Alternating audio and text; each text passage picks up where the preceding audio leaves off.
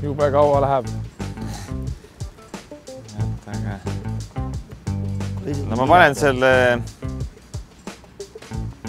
Griezmanni.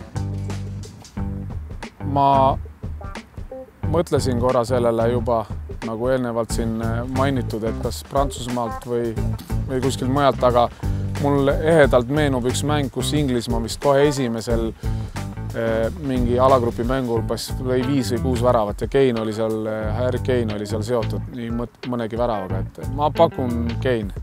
Vaatasin kõiki mänge ja kõiki väravaid ja lugesin kokku, et Harry Kane lõi kõige rohkem ja selle koha pealt tsiteeriksin siis ühte inglise tabloidi Go Kane.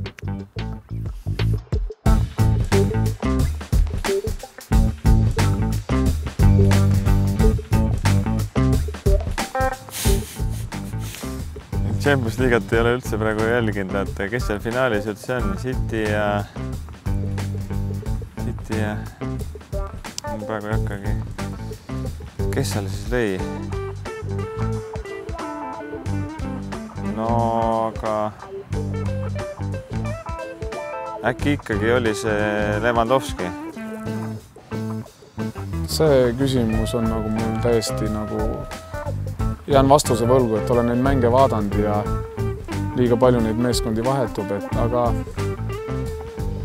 siis lähen ka, et võib-olla alagrupi turniiril, et ja alagrupides vaadates seda Lewandowski statistikat, siis Ats ütles, et ma ütlen ka Lewandowski, ütles mulle ette. Ja seal ka kõiki mänge, kõik alagrupi mänge kuidagi sattunud vaatama ja tõesti põnev on olnud ja läks väga tihedaks, aga ikka Lewandowski ju võttis oma seal, et lõpuks läksime.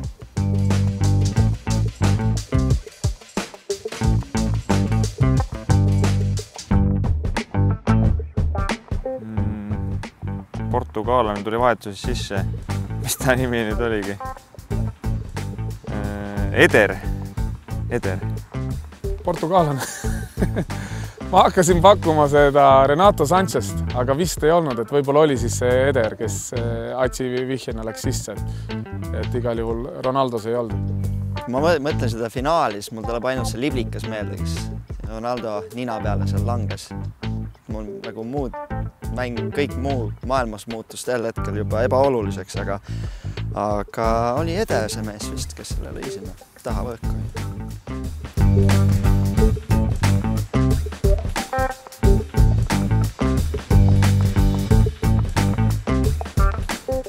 Ma ütlen 2 väravat. Tean, et ta siin Eesti mängis Soomega, et minu meelest ta tuli sealt selja tagant, lükkas ühe nagu sisse, väga lihtsa värava lasi Eesti lüüa ja ma ei tea, kas Soomes on ta veel löönud või varem on löönud. Ma jätan igaks juhuks selle ühe nagu. Ma ei tea sellist hokimängijat, aga jalgpallis ja Soome. Siis ma arvan, et kui ma õigesti mäletan, siis 2 vist oli.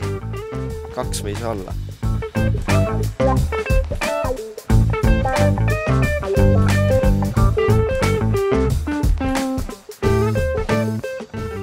Ütlen 4. Silmad kinni pidin vaatama seda, kui Eesti sai 7 tükki ja öeldi, et Ronaldo võetakse 2 mehega kinni ja lasti rahulikult tal 2 tükki lüüa. Ma olen ise Ronaldo vastu mänginud Eestiga Portugalis ja ta tuli sisse vahetusest, kui mina mängisin. Ta oli 3 või 4 väravas osaline, aga mitu ta lõi seal, siis kas veel midagi.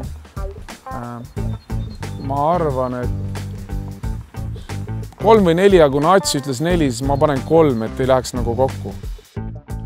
Ma muudan ära eelmise vastuse, ma hakkan mõtlema, see võib äkki mingi trikika sulle, et Ronaldo on löönud 2 ja Teemu Pukki on löönud 3. Jah, ma lähen niimoodi. Lähme selle peale välja.